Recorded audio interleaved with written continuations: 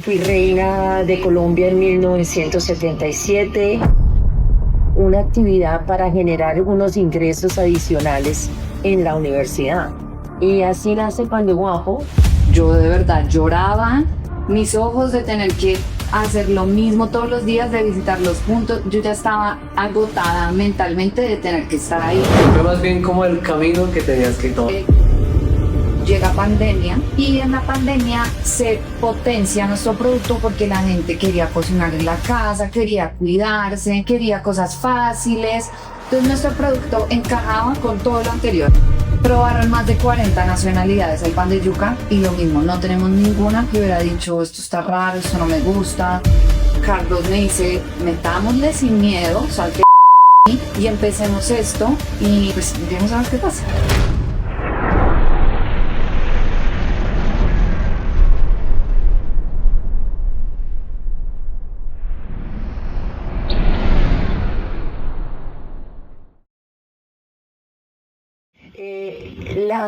La cosa más importante para mí que soy es esposa, mamá y hoy en día abuela.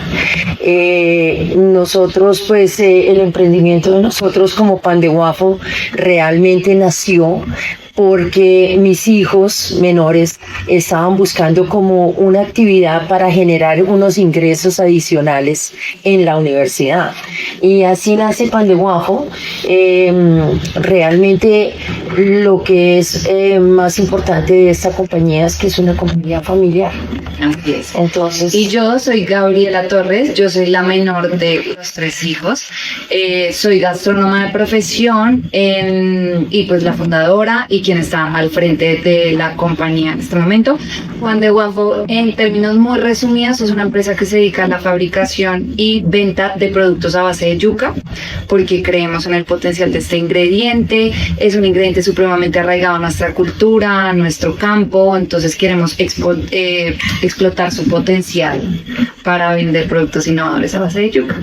Bueno, súper, o sea, de verdad, creo que va a ser una historia larga un poco porque es algo intergeneracional y que aquí vemos cómo las empresas familiares en Colombia pueden dar fruto y este es un caso real. Les voy a explicar las etapas. Vamos a ir primero con las raíces. Quisiera empezar contigo, Shirley, que pues vas a explicarnos un poco de tu infancia y luego cómo eso va a dar pie a la siguiente etapa, que es crecimiento, la etapa de tu juventud.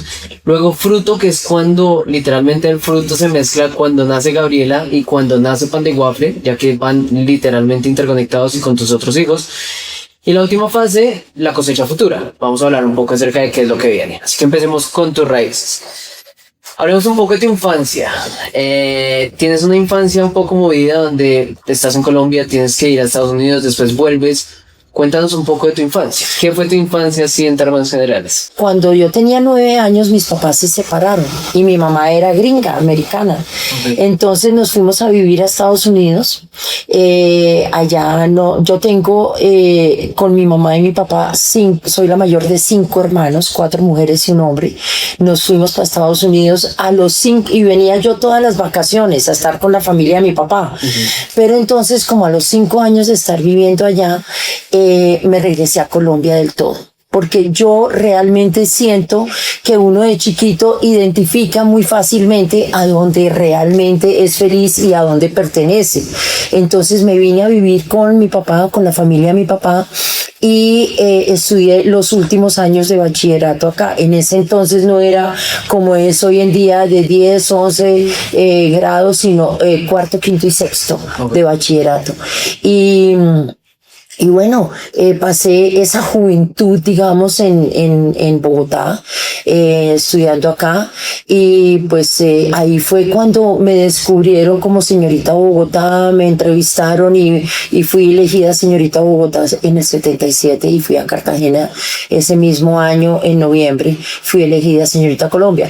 Yo pienso que el reinado realmente fue un despertar para mí, porque pues yo era una niña más bien tímida, y el reinado como que me enseñó a relacionarme con los demás, me enseñó a poder expresarme en público, me enseñó a cómo llegarle a las personas, esa parte que yo hablo de servir, que es tan importante en mi vida, pues eso lo aprendí en el reinado. Y luego pues me caso muy joven, con Mauricio, mi esposo, Mauricio Torres, mi esposo. Tenemos 3 hijos, Daniela, que es la mayor, 7 años más tarde nace Carlos y 9 años más tarde nace Gabriela. Y para mí es la labor más importante que he tenido en mi vida. Ha sido un sueño hecho realidad ser mamá. Para mí eso era lo que yo deseaba hacer, ¿no? Formar mi hogar, tener mis hijos, dedicarme a ellos, estar con ellos, y eso es lo que soy hoy en día. Soy mamá y ahora abuela, y soy una mamá muy, muy presente en la vida de mis hijos. Tengo una pregunta y es como algo que me parece curioso. Primero, así como tú dices, fuiste emprendedora literalmente toda tu vida. Pero en esa etapa de la infancia quisiera entender primero ese choque cultural de cómo fue mezclar la cultura de Estados Unidos con la de Colombia. Vas a Estados Unidos, tienes una mamá de Estados Unidos. ¿Cómo fue ese choque cultural? ¿Qué relaciones ves en tu personalidad y en ti como empresaria y emprendedora en ese choque cultural? Y también hablemos un poco de esta etapa del reinado. Es bastante importante y creo que mucha gente te conoce por esto, por toda esa trayectoria. ¿Cómo puede ser el tema de estar en la industria de la belleza, en la industria del reinado, un potencial y un potenciador para tu perfil como emprendedora? El choque cultural. Entonces yo pienso que uno de niño está abierto a todo, ¿no? Entonces vivir en Colombia para mí, nacer en Colombia para mí fue maravilloso, porque me crié en una familia, digamos, acomodada, y de pronto nosotros íbamos mucho a la finca en Boyacá. Entonces me crié con esa sensación de tener una familia unida, grande, con tíos, con primos, en una finca maravillosa donde puedes tener una, digamos, experiencia con caballos, con las vacas, con el ordeño, en esa finca había siembra de café y siembra de caña. Entonces, pues eso para mí era una experiencia con lo que crecí, lo veía una maravilla. Luego llego a Estados Unidos y ya el desarrollo de Estados Unidos, mucho más avanzado que lo que había en ese momento en Colombia, empezando por la televisión, que era una televisión a color. Y yo pasaba de ver televisión en blanco y negro. Entonces, cosas así, pero yo creo que uno como niño vive cada momento de una forma maravillosa y de una forma natural, y vas aprendiendo. Yo aprendí, digamos, el inglés es mi lengua también materna porque es de mi mamá. Entonces, pues eso es muy importante en la vida, digamos, tener otro idioma y tener la oportunidad de tener eso. Y contestándote a ti, relacionado con el reinado, pues me dejó esa experiencia un nombre que es Shirley Sáenz, que es conocido de generación en generación, porque tu mamá y tu abuela muy probablemente les tocó mi época. Entonces, pues eso me abre muchísimas puertas. Uh-huh. Y a la compañía le ha servido muchísimo eso comercialmente, porque he tenido la oportunidad de llegar a las personas y de llegar de una forma diferente, porque es una forma más familiar, más íntima. La gente se identifica conmigo como alguien que conocen desde hace mucho tiempo. Bueno, precisamente como tú dices, o sea, realmente es una forma diferente de mostrarse al mundo. En el tema de la belleza tienes mucho relacionamiento. Y quisiera que ya antes de pasar a la etapa cuando ya eres esposa, tienes tus hijos, ¿qué te llevas? ¿Cómo es ese cambio generacional que tú ves de lo que tú dices? Mi mamá, mejor dicho, estaba emocionada de que yo hablara contigo. Ay, qué linda. Ella sabía de ti, ella conoce mucho. Un beso gigante a la mamá. ¿Cómo crees que es ese cambio intergeneracional de lo que fue tu generación, de pronto la generación de Gabriela, y una generación como la mía, como colombianos y como líderes emprendedores? Bueno, yo pienso que ha evolucionado impresionante, o sea, a los jóvenes no les queda nada grande, todo lo pueden, el mundo se volvió con todo esto de la tecnología, los celulares, inmediato. O sea, tú quieres hacer algo y no es sino que grabes en el celular un mensaje, un texto, una filmación y ya, eso lo tiene todo el mundo en las redes. Es una cosa absurda. A mí no me tocó eso. Entonces, por eso, a mí no me tocó como crecer con esa tecnología tan avanzada, ¿no? Entonces, yo pienso que eso es maravilloso, que los jóvenes hoy en día tienen una mente ilimitada, unas posibilidades ilimitados y pueden abordar lo que quieren. Esto que hablábamos antes de que la palabra emprendimiento, pues en mi época no existía. Existía la palabra carrera, a qué carrera te dedicas, en qué profesión estás, pero el emprendimiento es una cosa loca porque todo está inventado. Pero cada vez, desde tu punto de vista, desde el punto de vista como tú lo ves, pues lo planteas de otra forma y ya es algo nuevo, ¿no? Entonces, pues sí, es un cambio maravilloso, gigante. Yo aprendo de mis hijos todos los días. Imagínense que yo les digo, ¿cómo se maneja esto? ¿Cómo hago esto? ¿Cómo mando un mail? ¿Cómo no sé qué? Mamá, pero si ya te hemos explicado mil veces. Y yo les digo, ¿quién te enseñó a caminar? ¿Quién te enseñó a comer? ¿Quién te estuvo a tu lado para enseñarte todo lo que tenías que aprender? Y es algo que yo molesto mucho con ese tema, porque para nosotros todo lo que es, o por lo menos para mí, no quiero generalizar para todo el mundo de mi generación, pero para mí la tecnología es algo abrumador, o sea, es una locura. Cambia muchas cosas, ¿no? O sea, Cambia. yo creo que automatiza y toda la manera en que se crea se vuelve mucho más ágil, más en la era en la que estamos. Claro que sí. Temas de inteligencia artificial y demás. Pasamos ahora sí a la etapa ya cuando creas tu familia, que al fin y al cabo el hecho de crear tu familia es lo mismo que crear la empresa, por todo lo que vamos a hablar. Hablemos un poco de esos primeros días siendo esposa y sobre todo los primeros días con Gabriela. Y aquí ya entras tú, Gabriela, en la historia. ¿Cómo fue esa etapa de listo, quiero construir mi familia, y cómo fue la llegada de Gabriela? Quiero construir mi familia es como un poco ponerlo en manos de Dios. Yo soy muy de Dios. Mi vida se centra en Él, tiene un significado por Él, porque yo pongo todo en sus manos y pienso que todo es perfecto si está, digamos, destinado a ser para el plan que Él tiene para mí. Entonces, nada, me caso con un hombre maravilloso, con el cual formamos un hogar. Ha sido mi sueño desde chiquita. Entonces, ser esposa y mamá, eso era lo que yo quería hacer. Y pienso que eso fue lo que Dios puso en mi vida. Un hombre espectacular. Tenemos ya, imagínate, vamos a cumplir este año 43 años de casados. No, me casé con él en el 82 y en el 84 tengo mi primera hija, y Gaby pues nace en el 94, 9 años después. Y yo creo que la familia se va creando del día a día. Los problemas van llegando el día a día, las satisfacciones. Y hoy en día yo miro para atrás y yo digo, ¡ay, qué rico que fue mi vida! Qué delicia haber estado al lado de mis hijos, qué delicia estar hoy al lado de mi esposo.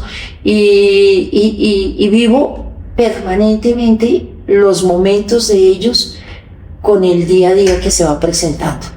Entonces, pues el nacimiento de Gaby es mi menor, es mi bebé, ella es mi compañera.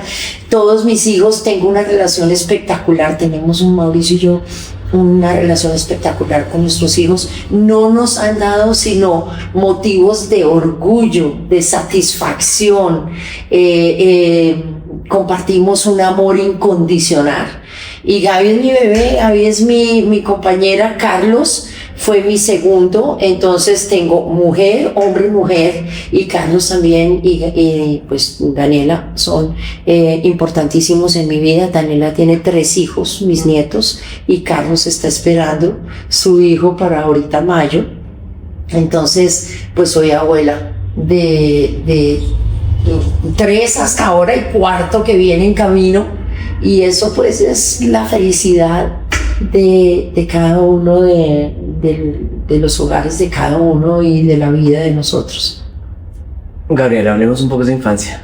Ya vemos cómo es la perspectiva de tu mamá, cómo es el valor de tu familia. Ahora explícanos tú cómo fue crecer con tu mamá, en todo este entorno, cómo fue la crianza, cómo fueron tus raíces y esos inicios tuyos en tu vida. Bueno, entonces como les cuenta mi mamá, yo soy la menor. Mi hermano Carlos, que es el que me sigue, me lleva 2 años, y Daniela 9. Entonces pues fue una infancia muy chévere, porque siempre creo que los hermanos como que le dan ese sentido, esa diversión a cuando uno es chiquito, tener con quién compartir, con quién jugar. Pues tuve una infancia supremamente feliz, la verdad. Mis papás súper presentes, cada uno desde su rol, muy junto a nosotros, súper abiertos como a que cada uno fuera lo que quisiera hacer. Nunca nos impusieron nada, nunca nos regañaron por ser X o Y. Yo, por ejemplo, no fui muy buena estudiante en el colegio y me acuerdo más que regaños, una guía de parte de mis papás, como miras que estudiar te sirve para esto te ayuda para tal, pero nunca le tuve miedo a mis papás. Tenemos una relación supremamente abierta, les contamos todo lo que te imagines, lo bueno, lo malo, lo regular, porque no le teníamos ese miedo de si les cuento esto me van a castigar, me van a regañar. Tuvimos una infancia muy feliz, una adolescencia también muy feliz. Mi hermana también fue una guía pues para mí, para mi hermano, porque pues nos lleva 9 y 7 años. Y eso es bastante. Cuando nosotros ya éramos adolescentes, ella ya universitaria. Cuando nosotros éramos chiquitos, ella ya estaba en el colegio. Entonces yo estudié en el mismo colegio que mi hermana, entonces me encantaba que ella me llevaba al salón. Mi hermana era como mi guía, mi ejemplo, lo que yo quería hacer. Me sentía segura de tener a mi hermana en el colegio. Entonces pues nada, tenemos también la hermana de mi mamá, tiene unos 2 hombres que son de la misma edad que yo y Carlos, que realmente pues los consideramos más hermanos que primos, y con ellos también nuestra infancia fue feliz, infinitamente feliz. O sea, tenemos los mejores recuerdos y bueno, en términos generales muy feliz. Bueno, y eso, otra cosa, nosotros con mis primos y mis hermanos de chiquitos, cuando nos íbamos de vacaciones y todo, vendíamos limonadas a la gente que pasaba por enfrente de la casa en donde nos hospedábamos. En el colegio vendí brownies, gomitas, pulseritas, de todo. Porque realmente yo creo que sí, del ejemplo de nuestra crianza, pues mi mamá súper emprendedora a su forma, pero mi papá abiertamente empresario. Bien, su papá fundó una empresa que él después tomó la batuta y la siguió. Entonces tenemos como, yo creo que en el ADN y en la sangre el espíritu emprendedor. Hay algo que dicen, y creo que esto es clave. Primero, que las familias colombianas son muy unidas. Sí. Pero también hay un dicho, y es que la primera empresa en la que uno trabaja es en la familia. Porque de alguna manera las familias se manejan como una empresa. Total. Hay un líder y de ahí viene todo un equipo, y que literalmente ustedes se lo están volando a pecho, ya que así fue que nació. Si ustedes dijeran, nuestra familia es una empresa, ¿cómo dirían que funciona la operación, por así decirla? ¿Quién es la líder? ¿Quién es la creativa? ¿Quién es de pronto la comercial? Y en eso que tú dices, mira que en medio de la historia de tu infancia ya se veían esos rasgos de emprendedor. Sí, de acuerdo. Ya vendían limonada, hacían todo esto como de creación de valor junto con tus primos, tus hermanos. ¿Cómo definirían esa empresa de la familia de ustedes? Yo creo que mi mamá, por ser quien realmente quiso dedicar su vida a la familia, pensaría que es pues el líder, la persona que de verdad dijo, le ha puesto el 100% de mi tiempo, de mi vida, de todo a este proyecto, que es lo que realmente pues hace que una persona sea como la cabeza de algo.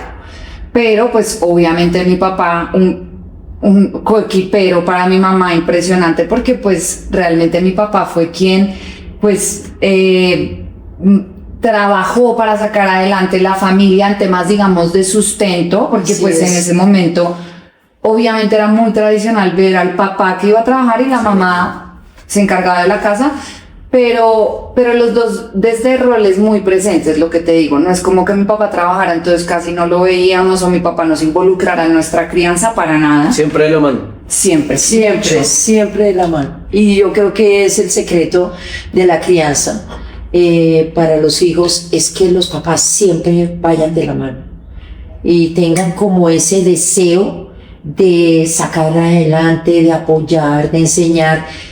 Y para nosotros realmente el centro es Dios, de verdad es Dios. Si tú tienes a Dios en el corazón, tú vas a encontrar tu camino, porque Él te guía y te enseña y te pone las cosas de forma que tú lo puedas llegar a hacer. Exacto. Entonces, bueno, entonces digamos, teniendo esas dos figuras de líderes, coequiperos completamente, pensaría yo que la creativa podría ser yo.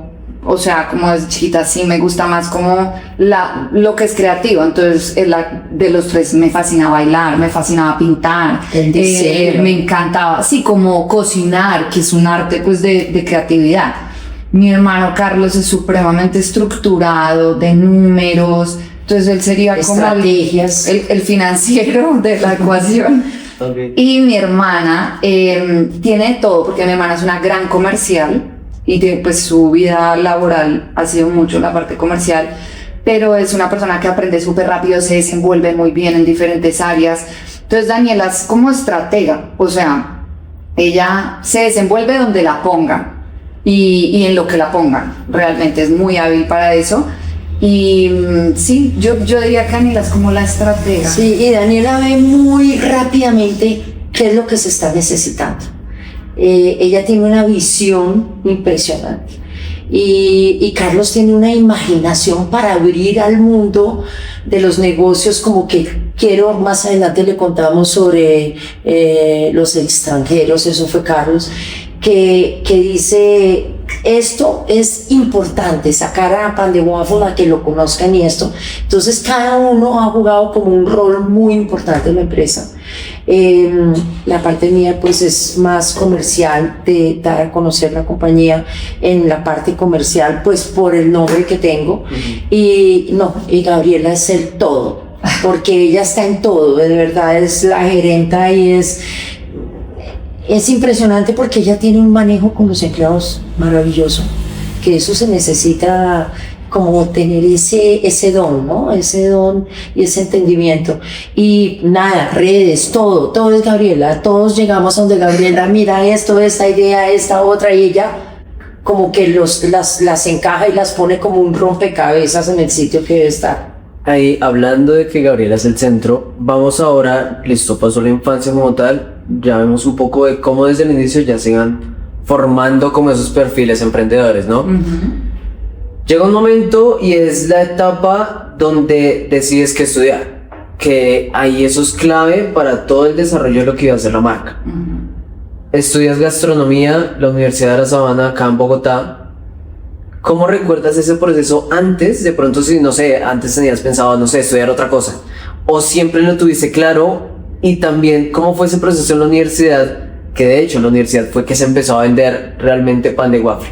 Entonces cuéntanos desde tu perspectiva y ahorita vamos con la perspectiva. Yo me encantaba hacer postres desde que tengo uso de razón y realmente siempre he cocinado, pero yo nunca contemplé una carrera de cocina porque genuinamente no tenía ni idea que eso existiera para mí, y desde la ignorancia una carrera de cocina pues no era una carrera profesional. Entonces yo había pensado más que todo estudiar psicología, porque en mis 2 últimos años del colegio tuve la oportunidad de tener clases de psicología y a mí me fascinó cómo estudiar la mente humana, me pareció muy chévere. Entonces cuando yo visité diferentes psicología y diseño o comunicación social era lo que yo planteaba, pero entonces cuando yo visité la Javeriana, vi psicología, vi comunicación social, me gustó, pero no me mataba mucho. y tuvimos visitas a la sabana. En esas yo, mientras estábamos dando el recorrido a la universidad, pues me dijeron, mira, estas son las cocinas de nuestra carrera de gastronomía. Y yo, ¿cómo así que hay carrera de gastronomía? No, un momento. Entonces me metí como a la explicación de gastronomía.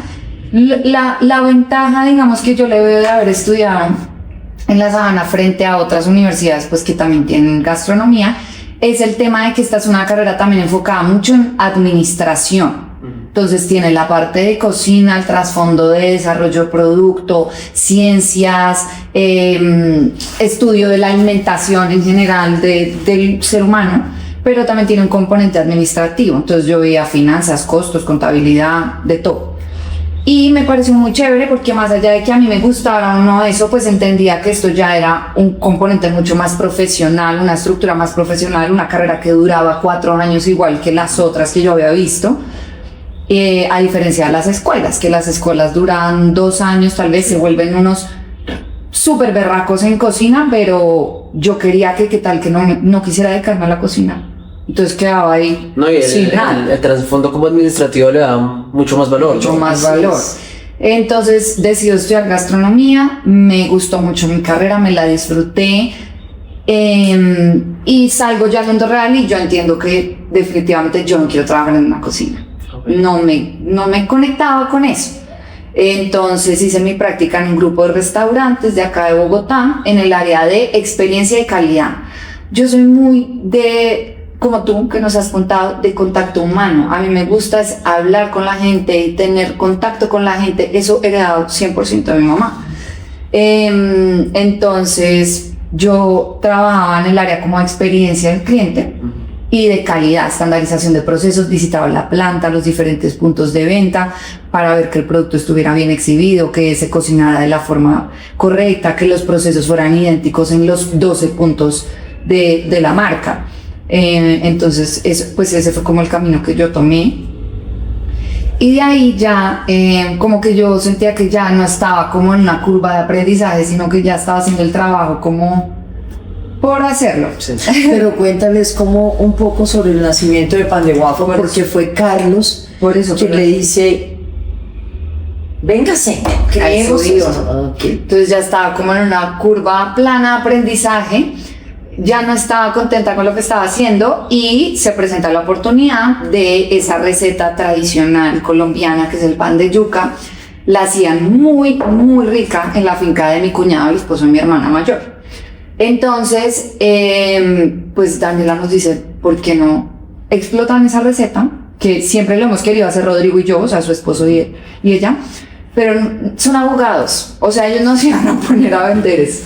Entonces nos dicen, bueno, cojan esa receta, Carlos administrador de empresas, yo gastrónoma, o sea, cachábamos perfecto. Sí, claro. Y empezamos a antes de graduarte. Durante la universidad. Pero ya pues le vimos futuro al tema. Carlos me dice, metámosle sin miedo, salte y empecemos esto y pues miremos a ver qué pasa. Primero hablemos un poco. Esto fue, o sea, una cosa es durante la universidad, ¿cómo fue el proceso? Así. Y otra cosa después. Vamos a hablar primero de durante. ¿Cómo fue ese proceso de vender literalmente dentro de la universidad? Porque esa es como la época de testeo. Ahí yo creo que es como en la teoría del emprendimiento siempre hablan de un tema de que hay que primero analizar la necesidad del cliente, luego testearlo y empezar a iterar continuamente ese producto. ¿Cómo fue esa etapa de creación? Precisamente las raíces de esta receta que viene de la familia de ustedes.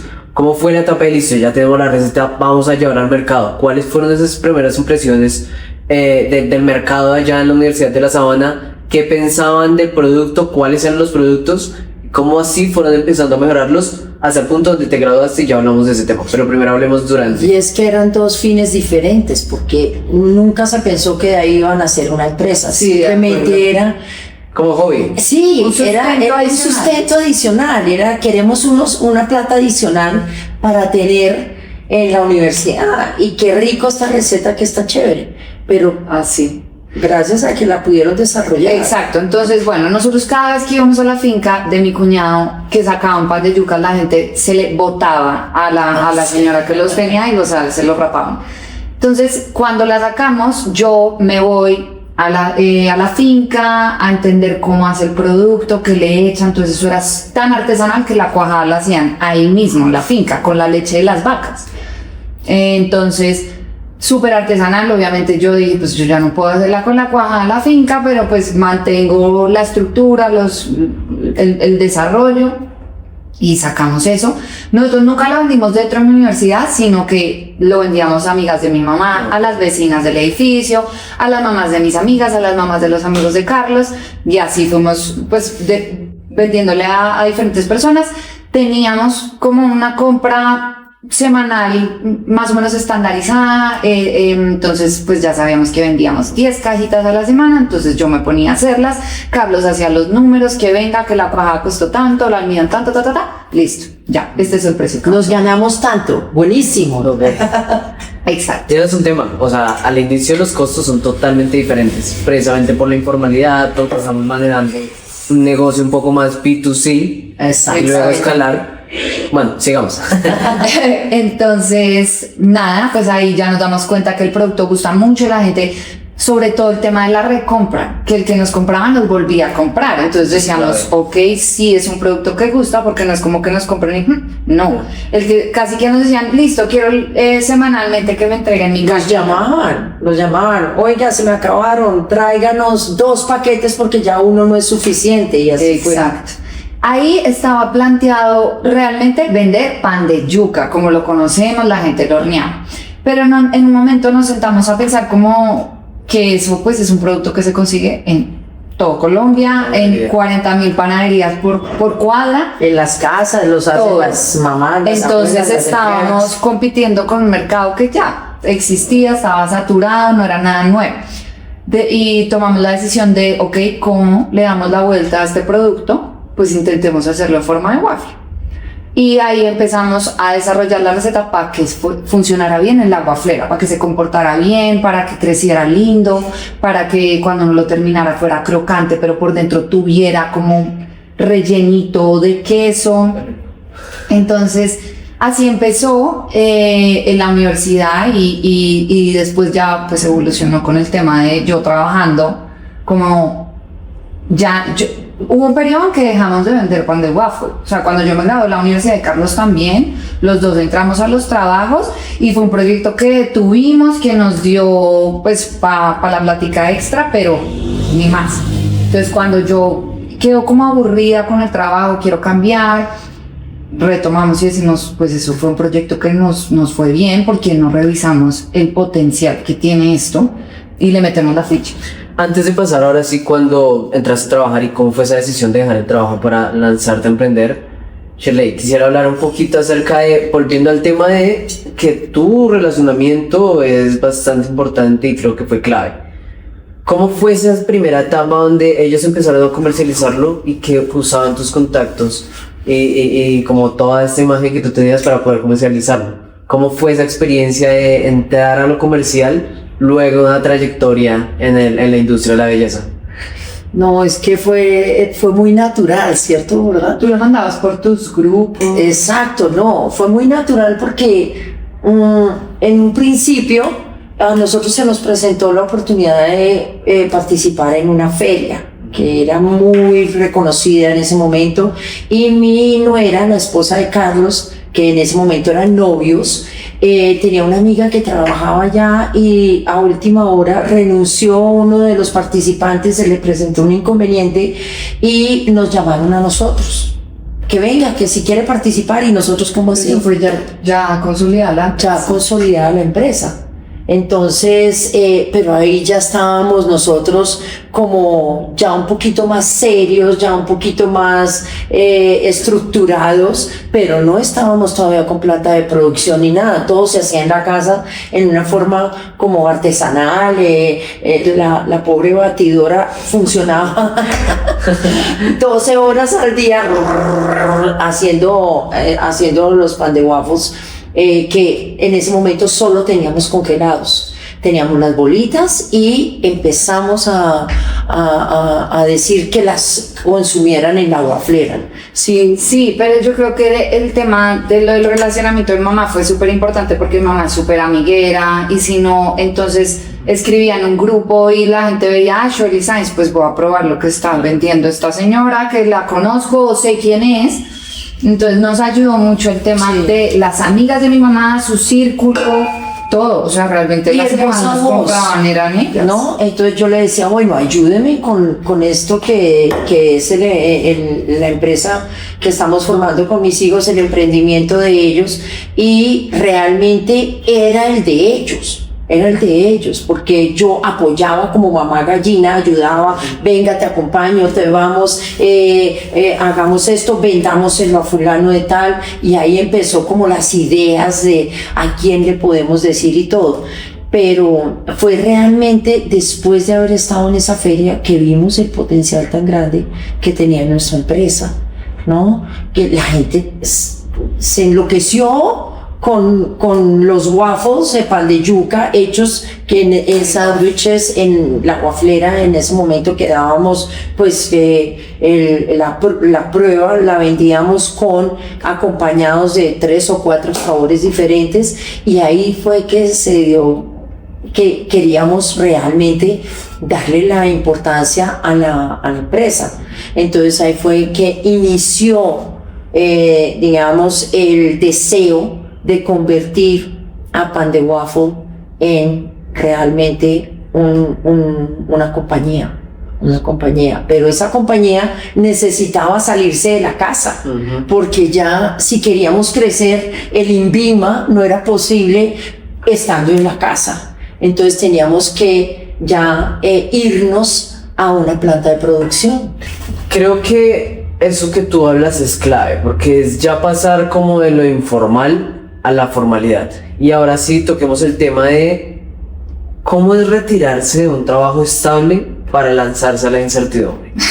Te saliste de tu trabajo, que pues en todo caso era algo seguro.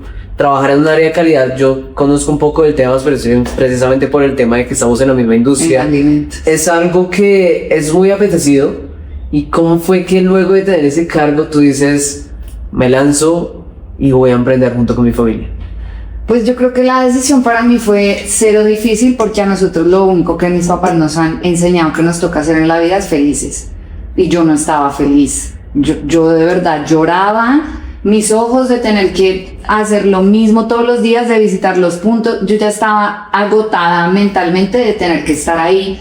Entonces para mí fue cero riesgoso en mi cabeza la decisión de emprender. Fue más bien como el camino que tenías que tomar. Exacto, y porque además yo creo que una de las decisiones, si las toma contando con que hay algún componente que puede salir mal, pues empieza en revés.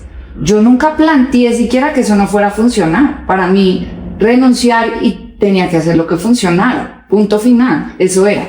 Yo no vi ¿y qué pasa si no me da? O pues afortunadamente yo vivía con mis papás, yo no tenía necesidad en ese momento de mantener una casa. Si a mí, pues yo en principio no ganaba plata, no pasaba absolutamente nada porque tenía la comodidad de estar con mis papás. Entonces era un riesgo muy chiquito el que yo estaba tomando, no estaba perdiendo nada por intentar. Y creo que eso hace la diferencia en cuando uno toma decisiones con miedo o con la libertad de que estás escogiendo porque eso es lo que quieres hacer. Además que Carlos vio en Gabriela una posibilidad gigante de que esto se hiciera en realidad y le dijo, yo te voy a apoyar económicamente, yo te voy a pagar lo que te estás ganando hoy en día, porque él ya estaba en su trabajo organizado y estable, y él dijo, si vamos a hacer esto, es Gabriela la que lo va a sacar adelante. Entonces, en ese momento, en cuanto a la parte económica, digamos, él fue el sustento, exactamente.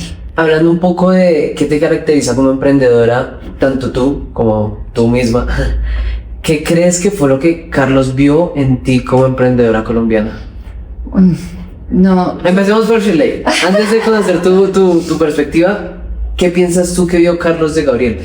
Yo pienso que La disponibilidad total de querer sacar adelante, la forma como la veía feliz cuando estaban juntos desde el principio realizando este proyecto. Entonces yo creo que él le vio todo en Gabriela es digamos, todo es positivo, todo lo que te acabo de decir, todo es positivo, todo se puede, vamos a aprender, vamos a desarrollar, vamos a hacer. Entonces, esa disponibilidad y esa energía de Gabriela, yo creo que fue lo que Carlos dijo, no, aquí vamos a hacerlo porque Gabriela lo va a sacar adelante, Gabriela se le va a dedicar con alma, vida y corazón y lo vamos a hacer. Ahora, ¿tú qué piensas? Yo creo que en términos de conocimiento, pues obviamente yo tenía el tema de la receta, yo podía ser quien cocinaba, como que ejecutar más fácil el producto, que es pues el bien tangible que estábamos vendiendo.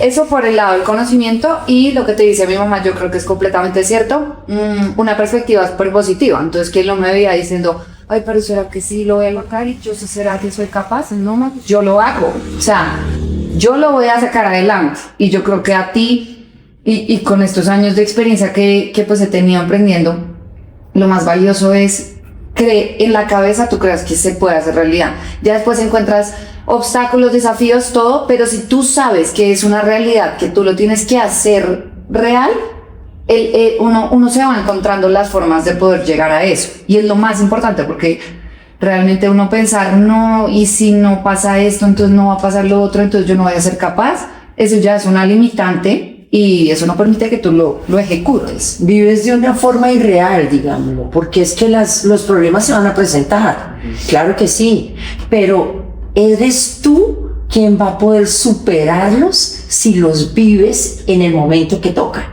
No en tu mente, no, es que no vamos a hacer esto porque qué tal que pase, o es que de pronto nos va a ir. No, es que eso no ha llegado, eso no existe. Lo que existe es lo que tú vives, y lo que tú solucionas es el problema que va quedando atrás, ¿no? Y eso es el crecimiento, digamos. El crecimiento hay que vivir.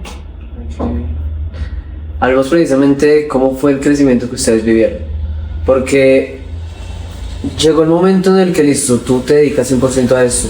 Ahí, ¿cómo fue el momento en el que todos se unen y dicen, bueno, empecemos a crecer? Sé que ustedes participaron en algo muy clave y es el Certamen Nacional de Creadores del Cambio en Nestlé, ¿verdad?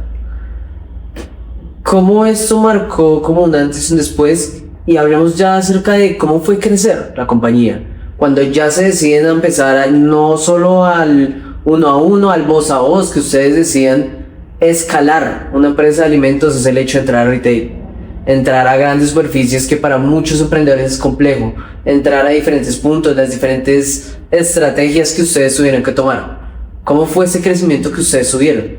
Yo creo que lo primero fue que nos teníamos que salir de la casa y teníamos que montar una planta de producción, porque si no se montaba la planta de producción no había posibilidad de volver el producto comercial.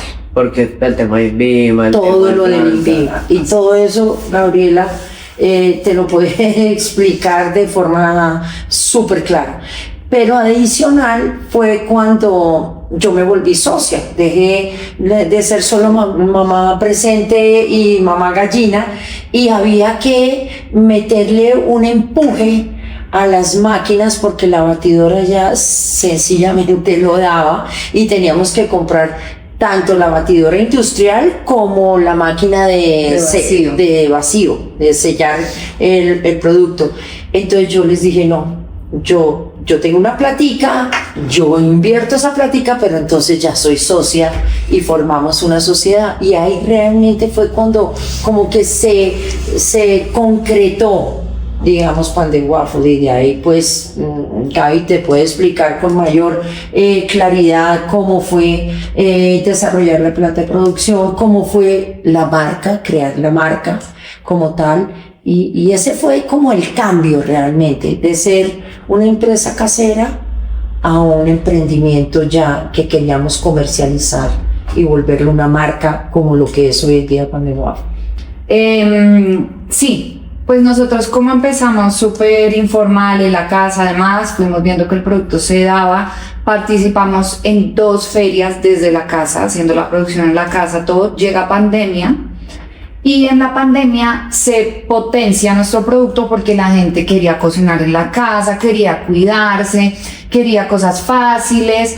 Entonces nuestro producto encajaba con todo lo anterior. Las personas tenían que prepararlo en la casa, es libre de gluten, no tiene azúcar, entonces era una alternativa muy buena para complementar los desayunos, las comidas y supremamente fácil de hacer. Entonces nos empezó a ir pues muy bien en pandemia. Y ahí tomamos la decisión de ir a buscar un local en plena pandemia. O sea, cuando ya se empezó a poder salir a la calle, nos fuimos con mi mamá en carro a callejear, a llamar a letreros, todo. Entonces conseguimos un sitio en La Castellana y ahí nació nuestra planta de producción. Teníamos un espacio de oficina en la planta, muy chiquito, muy acomodado a las posibilidades que teníamos en ese momento.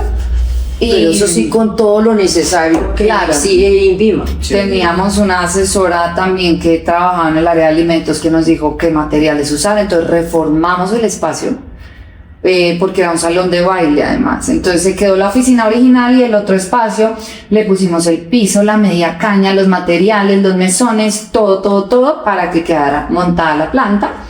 Y ahí ya empezamos a operar, duramos 2 o 3 años en esa planta. Y llegó un momento en donde la planta tampoco nos permitía seguir creciendo porque en ese momento atendíamos clientes de retail, como restaurantes. Sí, tiendas saludables a nivel nacional que también tuvieron su auge hace unos años. Entonces no eran clientes tampoco tan exigentes como una gran superficie. Para ellos estaba bien, nosotros teníamos nuestro INVIMA al día y todo, pero ya para dar el siguiente paso, poder atender hoteles, restaurantes, colegios, grandes superficies, era mucho más exigente el tema y necesitaban una cosa mucho más organizada. Entonces en esa planta en la que estábamos no íbamos a poder lograr ese nivel de estructura y de inocuidad, por así decirlo. Entonces nos fuimos otra vez a callejear, a buscar sitios. Y vimos acá en Usaquén, yo tengo un cliente que nos compra que tiene su planta en Usaquén, entonces nos subimos por esa calle a ver qué había y vimos un letrero en un primer piso, pues llamamos y la señora me dijo, no, pero pues es que yo estoy arrendando, eso es una planta de alimentos, y yo, no, ¿cómo así? Ya necesito verla. Diosito. Y llegamos y esta planta pues completamente equipada, no en maquinaria, sino súper bien hecha, el sistema eléctrico, los materiales de las paredes, los pisos, la estructura, la organización de la planta, todo perfecto. Y pues es un espacio en donde, a pesar de que no es una planta muy grande, tenemos todavía mucho espacio para crecer porque nuestros procesos son muy sencillos. Entonces fue perfecto, nos dijimos, listo, hagámosle la apuesta, nos metemos acá. Y así pues crecimos, pudimos entrar a las grandes superficies, que hoy en día estamos en el grupo de éxito en Carulla y en el éxito a nivel nacional. Atendemos el sector institucional, B2B, con hoteles, restaurantes, clubes. Y así hemos como ido creciendo de a poquitos, muy en la medida de nuestras posibilidades. Yo, al contrario de mucha gente que sé que tiene empresa, tengo una mentalidad mucho más conservadora. A mí no me gusta crecer por crecer, ni hacer grandísimas inversiones para luego uno mirar a ver si le funciona. Entonces así hemos ido creciendo. Se presentó este cliente, miremos la posibilidad, si tenemos la forma, hagámoslo, vayamos creciendo de a poquitos y así pues abrimos a Aruba también. Hemos hecho unas pequeñas exportaciones, pero todo así, controlado. A mí me gusta un ambiente controlado porque como no tenemos detrás un músculo financiero gigante que pueda cubrir cualquier metida de pata en ese sentido, pues nos toca irnos con cuidado. Pero yo creo que también ese es el éxito de nuestra compañía, porque hemos ido abordando a medida que se ha presentado la necesidad y la oportunidad de hacerlo. Entonces, Gabriela es súper responsable en ese sentido, Carlos también está siempre pendiente atrás de los gastos, los números y todo. Entonces es como un equipo queriendo, sí, uno tiende a soñar y tiende a querer abarcar el mundo entero, pero cuando tú lo ves con esa responsabilidad que lo hacen ellos, pues no sufre la compañía. Tanto, Sí, el riesgo es menor. Hablamos un poco de ese salto y precisamente al tomar decisiones con mucho cuidado y pues más un crecimiento muy estable, el hecho de entrar a grandes superficies es otro nivel. Y de hecho, el día que empezamos a hablar un poco acerca del proceso, ustedes tenían un producto, pero tuvieron que acoplar el producto para entrar a grandes superficies. Sí. ¿Cómo fue ese cambio y cómo lo tomaron ambas en este tema de que el liderazgo de ustedes es muy cuidadoso? ¿Cómo fue dar ese salto a una gran superficie teniendo que cambiar el producto literalmente para poder ingresar? Lo que pasa es que nosotros desde que empezamos con productos congelados y sabíamos que un producto congelado en una gran superficie pues representaba un riesgo muy grande. La cadena de frío, que el cliente no lo lleva y lo deja por fuera, todo eso es un riesgo para la empresa y como también ya estábamos en un momento en donde podíamos soñar con el futuro de la empresa, dijimos, nosotros queremos que esto algún día esté en el mundo entero y mostrarle el sabor del pan de yuca colombiano al mundo entero. Y ahí fue que desarrollamos la mezcla en polvo y eso nos permitió a nosotros entrar a las grandes cadenas, estandarizar un producto que conservara todo ese sabor del pan de yuca, que fuera muy práctico de preparar, porque lo que se conseguía en el mercado eran almidones de yuca, pero pues que al final raya el queso, ponle la mantequilla, ponle el huevo, entonces cero práctico. Y nuestra promesa y lo que nosotros queremos es que se facilite la vida de las personas que compran nuestro producto.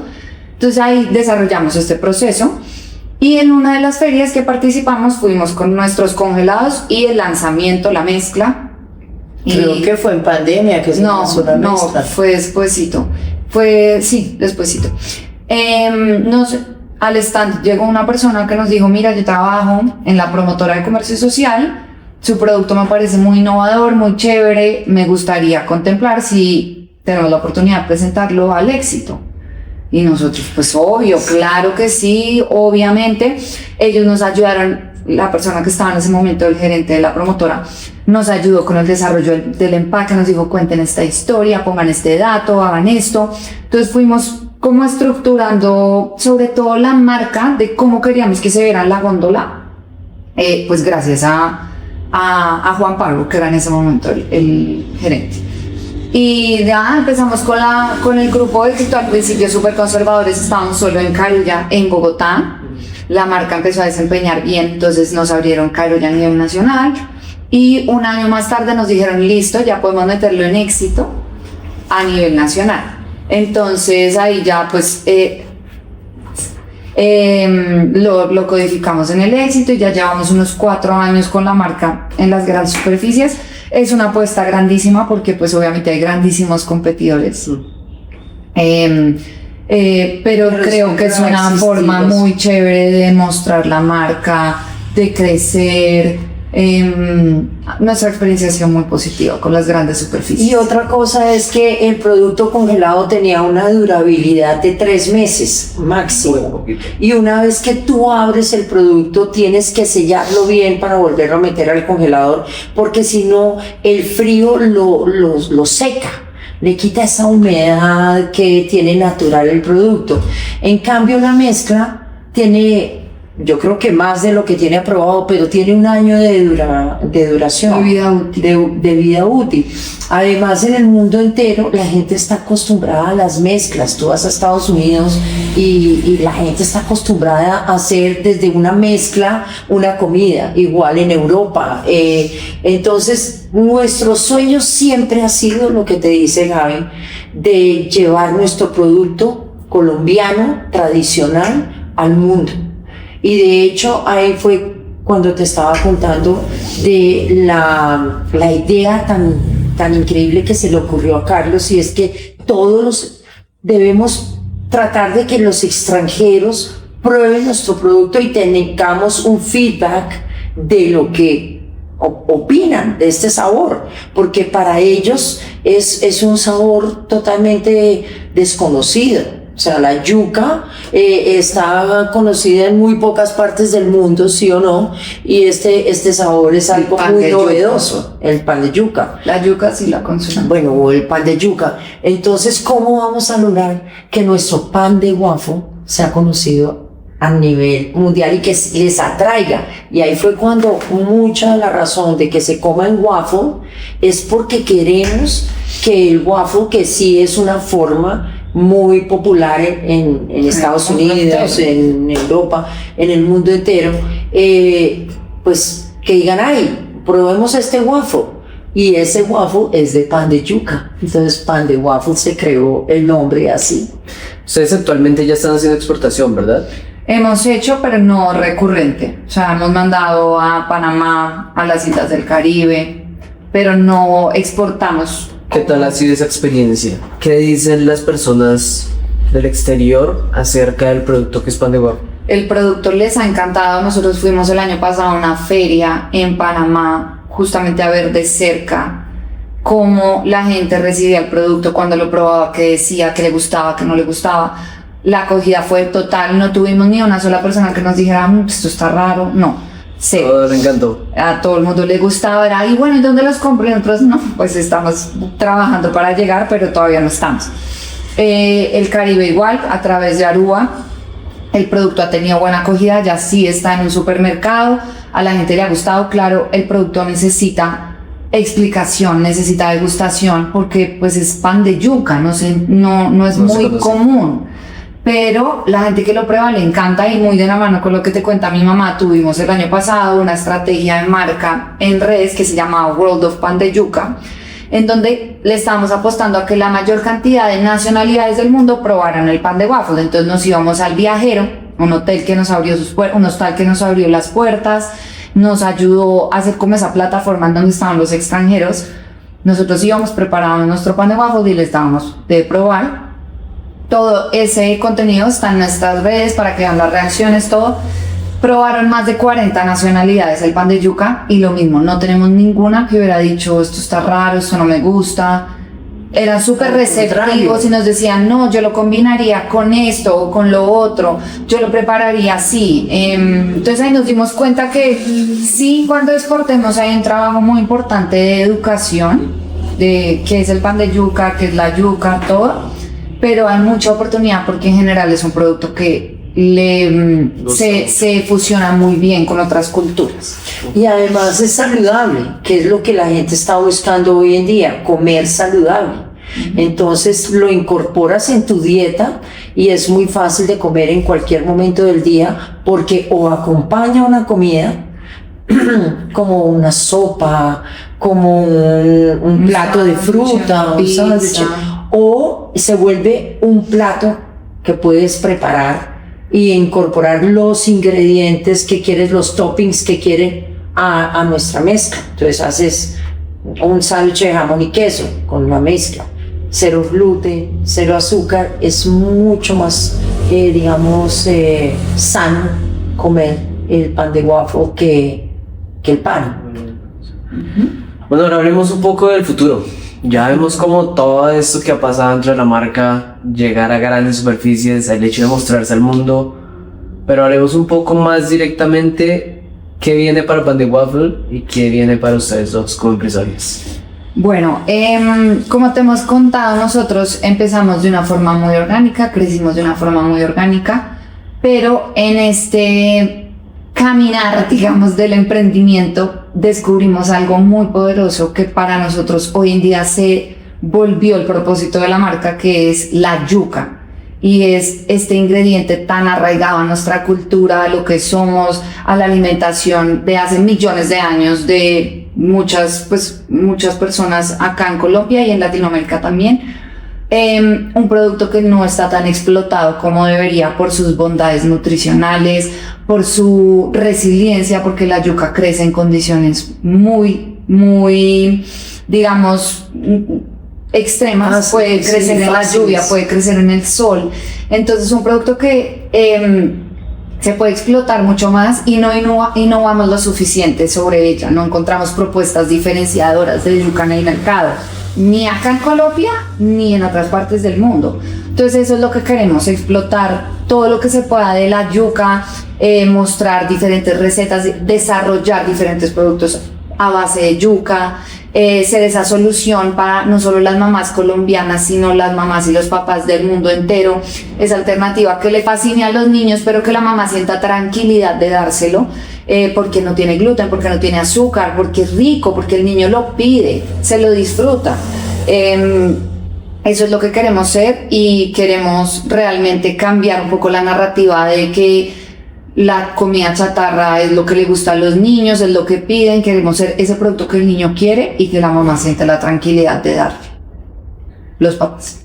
Así es, así es. Sí, y ojalá podamos abrir muchos mercados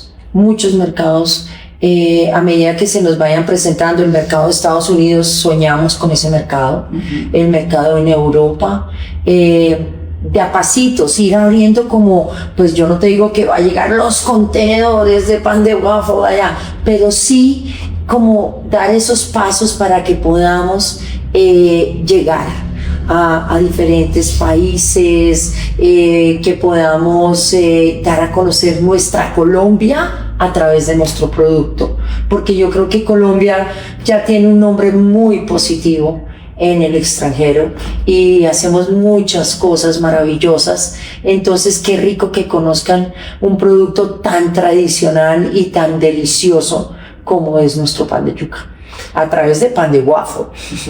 Antes de cerrar, creo que hay algo entre ambas marcas, entre Dúrnico y entre Pan de Waffle, que compartimos, y es esta visión que ustedes tienen de que la yuca es algo único en Colombia, y más que todo el pan de yuca, ¿cómo lo podemos llevar al mundo? Nosotros en Dúrnico queremos llevar las frutas únicas de Colombia al mundo, pero mi pregunta es, ¿qué le hace falta a Colombia para darse a conocer y para ser una potencia y que la gente lo conozca en el mundo entero? Yo creo que bueno, dale tú.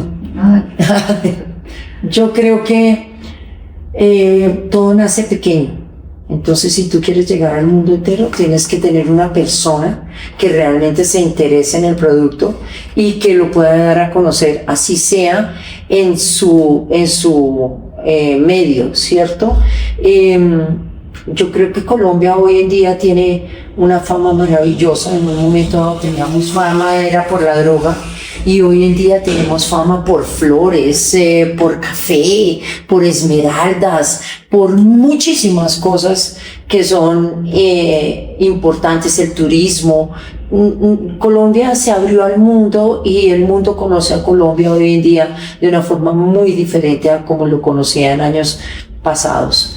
Entonces, yo creo que llegar a la gente es como empezar con un contacto directo que le interese nuestro producto, y esa persona se va a encargar de, por ejemplo, darlo a conocer en el medio en que se está desarrollando, y eso va creciendo, así como lo hemos hecho acá. Sobre lo que preguntas, ¿qué le hace falta a Colombia? Yo creo que en una historia en donde ha sido falta de confianza, mucha influencia de otras culturas que nos han hecho creer que la gastronomía de afuera es más valiosa. Entonces uno antes, y esa narrativa cambia gracias a Dios, pero antes uno salía a comer a los restaurantes franceses, italianos, con propuestas de afuera, y esa era la alta cocina. No estábamos como mostrando nuestra riqueza cultural, nuestra riqueza gastronómica, la cantidad de frutas que producimos, todo eso, porque era más valioso lo de afuera. Entonces creo que es una cosa que ha pasado hace muchos años, que hoy está cambiando, y es que ya confiamos en que lo que tenemos, así sea en alimentos, oferta textil, bueno, de 1000 sectores, es valioso para el mundo, porque de verdad lo que tenemos en Colombia es gente berraca, gente echada para adelante, gente que encuentra oportunidad en cualquier lugar, gente buena, de corazón, y creo que eso de verdad es muy único de nosotros, y lo que hace falta es darle mayor visibilidad, que más personas quieran llevar una parte de Colombia de la forma en la que sea, al mundo y darla a conocer, hablar de Colombia, hablar de lo que se hace acá, de la gente, de mil cosas. Y creo que ya hoy en día se está ganando mucho más esa confianza en que tenemos mucho para contar. Así es. Bueno, muchas gracias por este episodio. De verdad que es una historia única, una historia donde vemos cómo el poder de la familia colombiana puede llegar a crear empresa. Y desde ahora cabe decirles que hacen parte de la comunidad de empresarios de Dórnico, donde precisamente llevamos lo único de Colombia al mundo entero. Y gracias por contar su historia acá. Para cerrar, siempre obsequiamos un snack de Dórnico, así que les quiero hacer la pregunta: piña, mango, pitaya o banano. Mango. Súper sincronizadas. Entonces aquí tienen el snack de mango, donde tomamos esa fruta colombiana, la transformamos junto con el marañón, que también es colombiano, Muy delicioso. para ustedes que son unas emprendedoras únicas colombianas. Ay, Gracias, qué delicia. Muchas gracias por este espacio. Para nosotros es demasiado valioso encontrarnos con otros emprendedores que también le están apostando a nuestro país y nosotros felices de esta conversación. Y te deseamos todo el éxito del mundo Vamos a- para el Dórnico. Ay, sí, ¿Ah? todo. Muchas gracias. Qué delicia. Yo amo el marañón, amo el mango. Ay, me acabo. Muchas gracias y nada, esto fue este episodio de Las Voces de Colombia de Dórnico. Seguiremos llevando lo único de Colombia al mundo entero. Tienen muchas más historias de emprendedores en nuestro canal de YouTube y gracias por este nuevo destino. Gracias. Y esto está delicioso. Uy, qué delicioso.